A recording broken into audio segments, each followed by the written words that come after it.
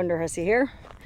Apologies if I look kind of rough, but, well, like I said in the last part of this video, I had kind of a rough night, and I'm kind of having a rough day, and so, sort of as a form of self-medication, instead of sit around the house and mope, I thought, well, let me get in the old rig and drive around the desert and see what kind of cool stuff I can find. So I looked all over Google Maps, kind of in the Arizona desert, around Kingman, Arizona, south of Lake Mead, sort of in that area. And earlier today, drove over and checked out a really cool old stone cabin. And now I'm up by this old mining town, a little bit farther south. And gosh, I think the mining town was called Stockton, like Stockton, California. And I don't know anything about it, but I just looked on Google Maps and there was a bunch of old abandoned looking structures. But let me tell you something. This place is not easy to get to. Okay, first of all, if you hear weird noises in the background, it's cows. This is open rangeland. There's a bunch of cows running around. There's also at least one jeeper somewhere over there that you might be able to hear. But then there's my rig in this field of paddle cactus. But like I was saying, the roads up here are really rough. Oh wow, just found a piece of ceramic randomly laying in the middle of this field of cactus, and it's really thick. It's probably old ceramic. In fact, I just found another piece too. This is like, oh, it's green glass. It's just really thick old green glass. You probably can't see because the sun's not on it, right? But it is green. Wow.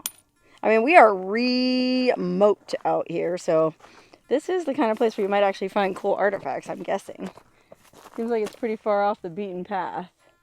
And especially the way I am, just picking my way through this cactus patch. I mean, what happened was we were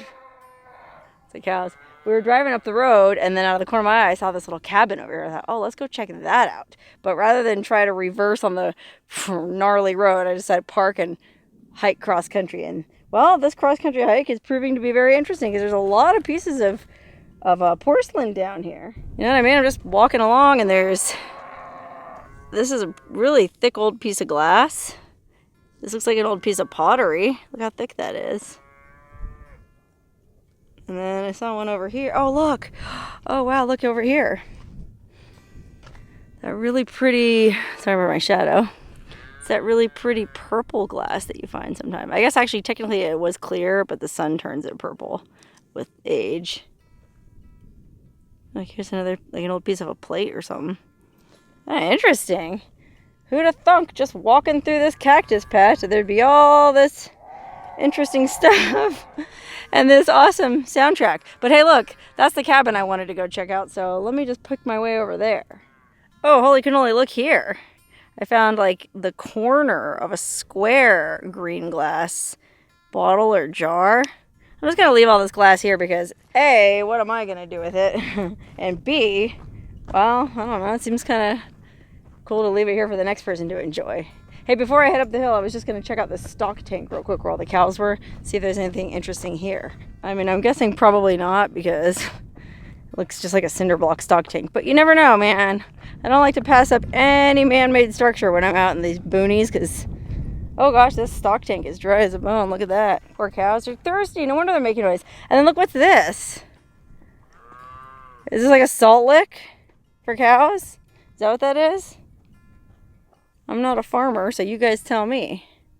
Huh. Alright, well anyways, let's get up there and check out that cabin.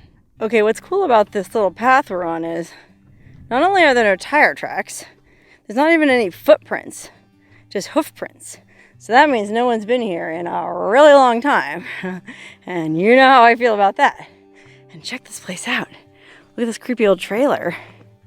Somebody dragged a trailer way out here.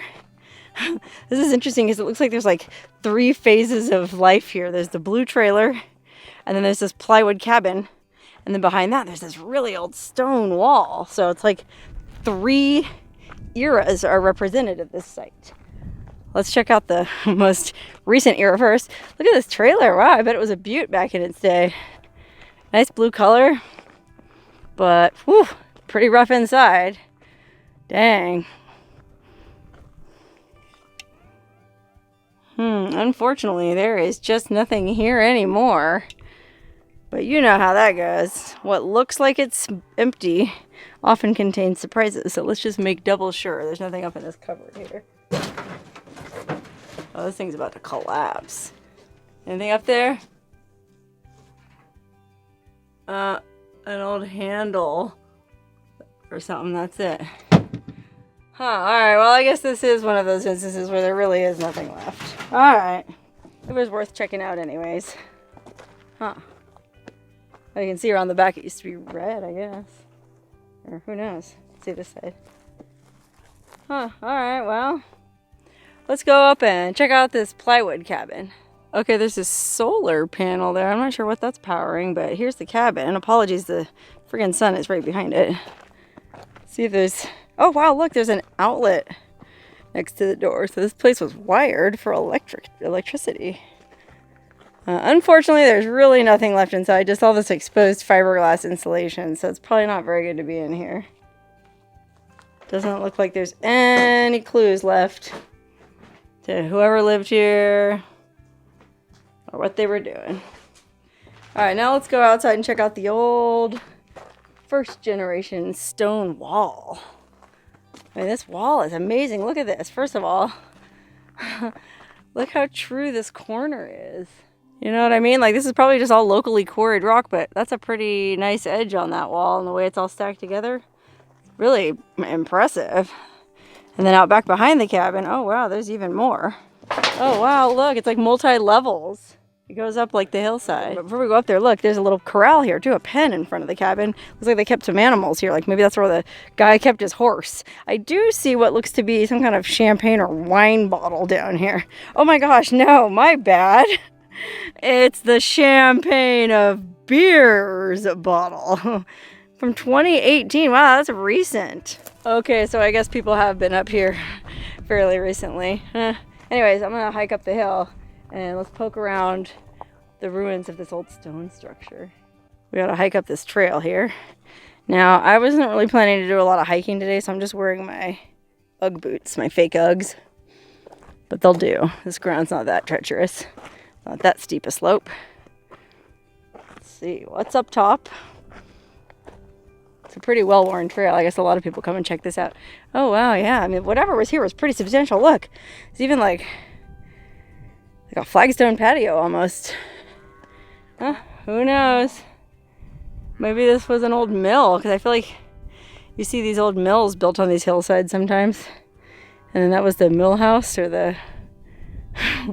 I don't know what they call it. You'd think after all these mills I've explored, I would know the terminology. Alright, so we hiked all the way to the top of the bluff over the top of this site, and you can see that, yeah, it looks like there was some water. You can even kind of see this old wooden timbers. There probably was some kind of mill here, like water was running down, and they were milling or processing some ore or something in that little cabin down there. And then, gosh, there's not much else around it. It's a pretty desolate valley. There's that little stock tank. Down the valley a bit is the site of Cerbat, C-E-R-B-A-T. It's a, I think, kind of well-known ghost town, but there's really not much there.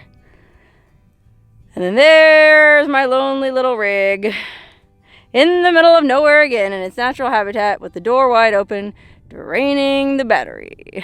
Better get back over there before the battery dies, and, well, we still have enough daylight to keep pushing on. We have a few more miles to go up the road to the site that I originally plotted, so let's see if we can bang that out before it gets dark.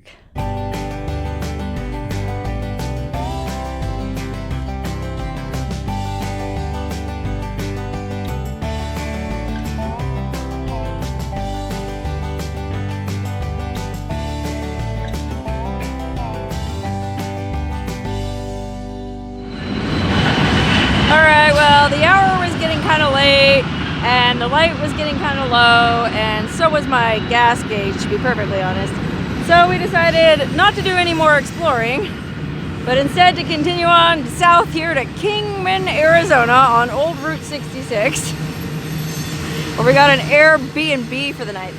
That's right, I guess I'm getting old, because we're not camping. We got Airbnbs last night and tonight. Last night we stayed in a cave in Dolan Springs, and that was amazing. You can check that video out.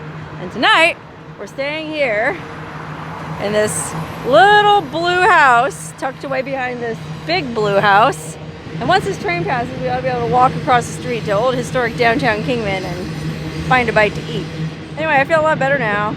It's been a nice day out in the sun, and well, I guess sunshine and choo-choo trains will cure just about anything that ails you.